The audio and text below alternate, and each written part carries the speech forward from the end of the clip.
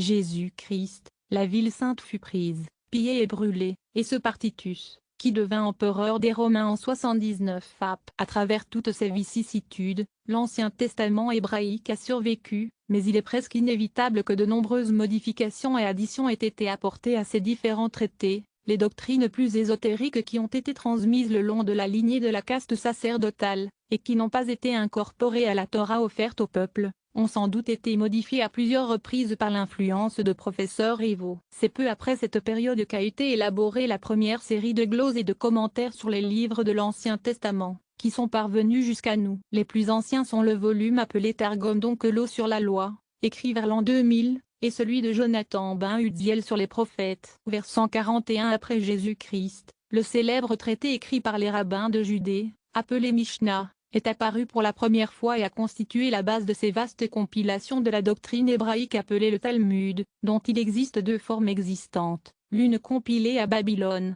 la plus remarquable, et l'autre, associée à Jérusalem. Les rabbins ont ajouté à la Mishnah originale d'autres commentaires appelés Gemara. À partir de cette époque, la littérature du judaïsme s'est développée rapidement et il y a eu une succession constante de rabbins hébreux notables qui ont publié des traités religieux, au moins jusqu'à 1500. Les deux Talmuds ont été imprimés pour la première fois à Venise en 1520 et 1523 respectivement. Les livres de l'Ancien Testament ont été la lumière qui a guidé les Juifs à travers les âges, mais les savants rabbins ne s'en sont pas contentés et ils les ont complétés par deux séries parallèles d'ouvrages littéraires. L'une, le Talmud, est constitué de commentaires fondés sur les 13 règles d'argumentation données par Moïse pour illustrer l'Ancien Testament et fournir de la matière pour enseigner à la population. L'autre est une longue série de traités de caractère plus abstru, destinés à illustrer leurs doctrines secrètes et leurs vues ésotériques. Le Sefer Yetzirah et le Zohar ou livre de la splendeur représentent le noyau de cette instruction orale que les rabbins de l'ancien temps s'enorgueillissaient de posséder,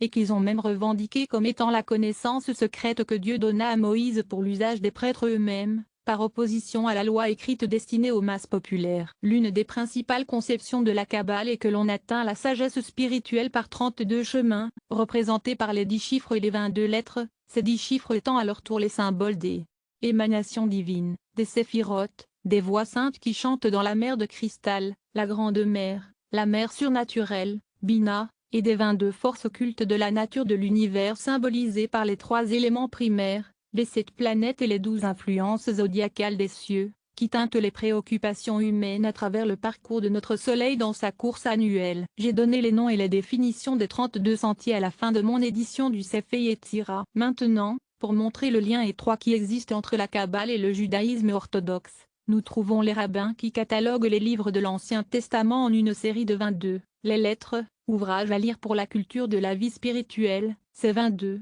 ils les ont obtenus à partir des 39 livres du canon du Théo. En rassemblant les 12 prophètes mineurs en un seul traité, Ruth, ils l'ont ajouté aux juges, Esdras, à Néhémie, tandis que les 2 livres de Samuel, roi et chroniques, ils en ont appelé un chacun. Le canon de 39 ouvrages fut fixé à l'époque d'Esdras. Pour en revenir aux livres qui illustrent la Kabbale, quelle que soit l'authenticité de leurs prétendues origines, on ne peut nier que ces anciens volumes, le Sefer Yetzirah et le Zohar, contiennent un système de philosophie spirituelle d'une conception claire, d'une intuition profonde et de suggestions cosmologiques d'une grande portée, qui mérite bien l'honneur de recevoir un nom spécial et de fonder un corps théologique de doctrine. La Kabbale, le rempart et le fondement principal de la religion publique hébraïque a toujours été le Pentateuque, 5 traités attribués à Moïse, qui proclame les lois de Jéhovah données à son peuple élu. L'Ancien Testament, qui commence par ces 5 livres, est poursuivi par des livres historiques, des enseignements poétiques et des œuvres prophétiques, mais de nombreuses parties sont marquées par des caractéristiques matérialistes et un manque de rectitude spirituelle que l'on pourrait attendre des livres d'une grande religion, et elles offensent même notre standard actuel de vie morale. La loi mosaïque, éminemment précieuse à bien des égards pour une petite nation il y a 3000 ans, et contenant de nombreux règlements d'un type qui témoignent d'une grande attention aux questions sanitaires, et pourtant entachée par l'application de peines d'une cruauté flagrante et d'un traitement sévère des mortels errants, qui ne sont guère compatibles avec nos vues modernes de ce qui aurait pu émaner de Dieu, le créateur personnel de cet univers avec ses millions de mondes, et l'absence presque totale de toute référence à une vie après la mort pour les êtres humains montre un matérialisme qui avait besoin d'une nouvelle révélation par Jésus, dont la vie a mérité le titre de Christ. Pourtant, les orthodoxes d'Angleterre entendent cette déclaration avec incrédulité, et si on leur demande de montrer les passages de l'Ancien Testament qui insistent sur une vie après la mort, ou sur une succession de vies à des fins de rétribution, ou les passages démontrant l'immortalité de l'âme, ils ne peuvent les produire, et se contentent de vous renvoyer au clergé, dont la réponse est généralement, s'ils ne sont pas clairement établis, ces dogmes sont implicites. Mais le sont-ils? S'ils le sont, comment se fait-il que l'on puisse citer des passages particulièrement clairs qui montrent que des auteurs importants de l'Ancien Testament font des déclarations en opposition directe avec ces doctrines? Et comment se fait-il, encore, qu'un grand auteur des temps modernes ait dit « La prospérité était la bénédiction de l'Ancien Testament pour les bonnes œuvres, mais l'adversité celle du Nouveau ». Cela ne peut être vrai que s'il n'y a pas de vie ou de vie future, ni de période de récompense ou de punition envisagée par la doctrine de l'Ancien Testament. Mais le commentaire est vrai et l'Ancien Testament enseigne que l'homme n'est pas plus immortel que la bête, comme en témoigne l'Ecclésiaste, I. 19. Ce qui arrive au Fils de l'homme arrive aussi aux bêtes, une même chose leur arrive, comme l'un meurt, ainsi meurt l'autre, oui, ils ont tous le même souffle, de sorte que l'homme n'a aucune prééminence sur la bête, car tout est vanité. Tous vont dans un même lieu,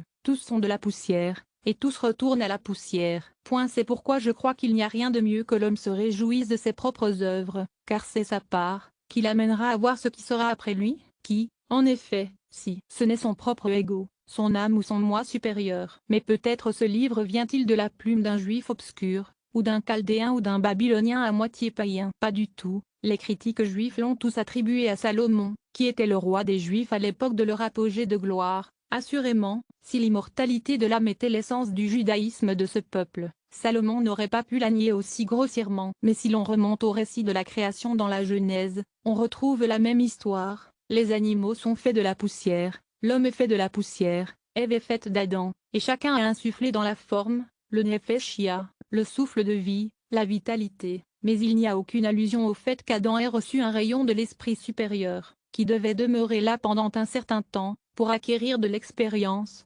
recevoir une rétribution, puis entrer dans un autre stade de progrès, et atteindre un retour final à sa source divine. Et pourtant, les auteurs de ces volumes, quels qu'ils soient, ne pouvaient guère ignorer la conception de la partie supérieure de l'homme, de son âme spirituelle. La thèse critique est que l'Ancien Testament a été privé à une certaine époque de sa philosophie religieuse, qui a été mise à part pour une classe privilégiée, tandis que l'enveloppe de la loi stricte et de la tradition était seule offerte à l'acceptation du peuple. Le noyau de philosophie spirituelle qui manque à l'Ancien Testament en tant que livre religieux peut être le noyau essentiel de la Kabbale, car ces dogmes kabbalistiques sont hébraïques, et ils sont spirituels, et ils sont sublimes dans leur grandeur, et l'Ancien Testament lu à leur lumière devient un volume digne de l'acceptation d'une nation. Je parle de l'essentiel de la Kabbale, de l'ancien substrat de la Kabbale. J'admets que dans de nombreux traités existants, ces vérités primitives ont été obscurcies par. Je reconnais que dans de nombreux traités existants,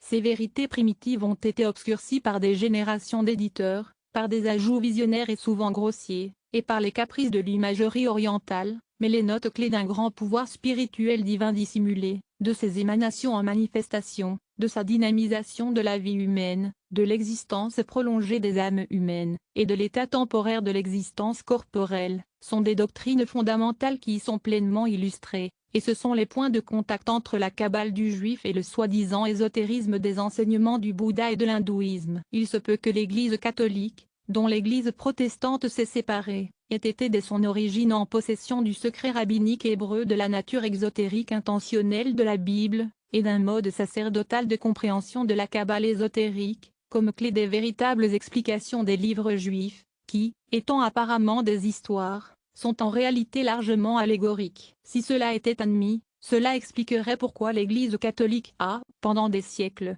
découragé les laïcs d'étudier les livres de l'Ancien Testament, et nous amènerait à penser que le protestantisme a fait une erreur en combinant avec la réforme d'un sacerdoce vicieux l'encouragement des laïcs à lire les livres de l'Ancien Testament. Je constate que l'interprétation littérale des livres mosaïques et de ceux de l'Ancien Testament en général a été utilisée à maintes reprises pour soutenir des systèmes de conduite vicieux. On en a vu un exemple notable il y a 100 ans, lorsque le clergé des nations protestantes a soutenu presque unanimement la poursuite de la traite des esclaves à partir d'arguments tirés des lois de Jéhovah qui auraient été obligatoires pour les Juifs. Les libres penseurs de cette époque étaient en grande partie les champions des races souffrantes et opprimées, et pendant des siècles, les hommes les plus sages, les plus grands scientifiques ont maintenu, et toujours gagné, lutte après lutte, l'infaillibilité supposée des instructions, des affirmations et des récits littéraux de l'Ancien Testament hébraïque. L'Ancien Testament peut certes être, dans une certaine mesure, le lien qui unit des milliers de chrétiens, car Jésus-Christ a fondé sa doctrine sur un peuple juif, mais la liste interminable des sectes chrétiennes d'aujourd'hui a presque toutes pris naissance dans l'affirmation d'un droit d'interprétation personnelle de la Bible,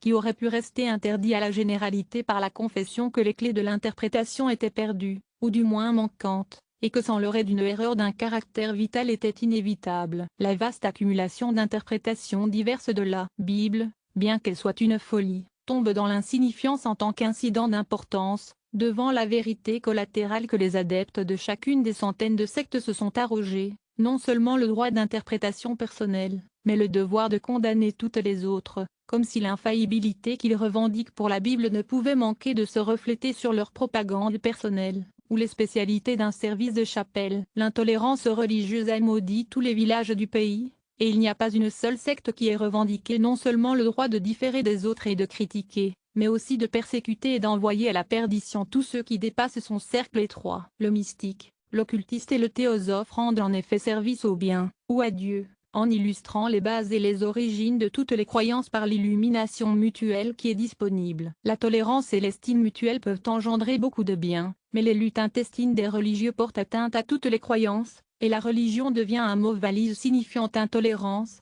querelle et vanité, et la marque est la profession d'un sectaire convaincu et maintenant qu'il est toujours prêt à condamner les efforts des autres, en opposition directe avec le précepte de Jésus-Christ, qui a dit « Ne jugez pas, afin que vous ne soyez pas jugés ». Une secte de Juifs, les Karaïtes, successeurs des Sadducéens, a, au cours de l'histoire, rejeté la Kabbale, et il est nécessaire de dire ici que les rabbins hébreux de ce pays, de nos jours, ne suivent pas la Kabbale pratique et n'acceptent pas toutes les doctrines de la Kabbale dogmatique. D'autre part, de nombreux auteurs chrétiens célèbres ont exprimé une grande sympathie pour la Kabbale doctrinale. Saint Jérôme, mort en 420, dans sa lettre à Marcella, nous donne tous les noms divins kabbalistiques attribués aux 10 séphirotes. D'autres ont été Raymond Lully, 1315, le pape Sixte IV, 1484, Pic de Mirandola, 1494, Johannes Reuchelin, 1522, H. Cornelius Agrippa, 1535,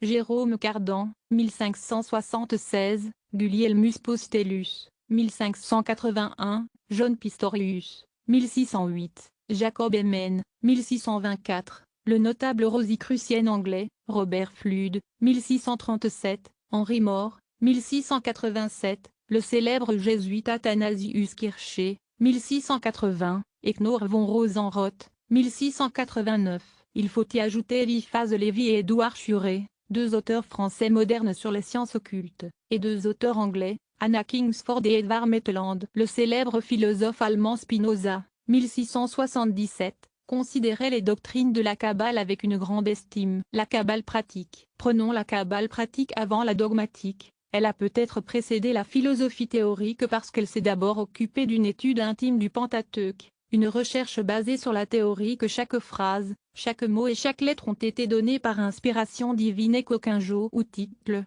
le yod la plus petite lettre hébraïque, ne doit être négligé. Les rabbins ont compté chaque mot et chaque lettre, et comme leur nombre était représenté par leurs lettres, ils ont compté la numération de tous les noms et titres de Dieu, et de tous les noms propres, et la numération des phrases enregistrant les commandements divins. Les lettres et les chiffres hébreux étaient, notez que le nom divin Jah, JH, comptait 15, et donc dans l'usage courant le nombre 15 était toujours représenté par 9 et 6. THV, tête et veau. Les rabbins kabbalistiques reconnaissaient la signification naturelle des mots de la Torah ou livre de loi de l'Ancien Testament comme un guide pour la connaissance d'une conduite appropriée dans la vie et comme une lecture appropriée pour la synagogue et la maison. Mais ils prétendaient que chaque verset et récit, chaque loi et incident, avait également une signification plus profonde et cachée d'un caractère mystique à trouver par leurs calculs, conversion et substitution, selon leurs règles de Gematria, Notaricon, et Temura. Le premier nom est d'origine grecque, le second du latin, mais le troisième était hébreu et signifiait permutation,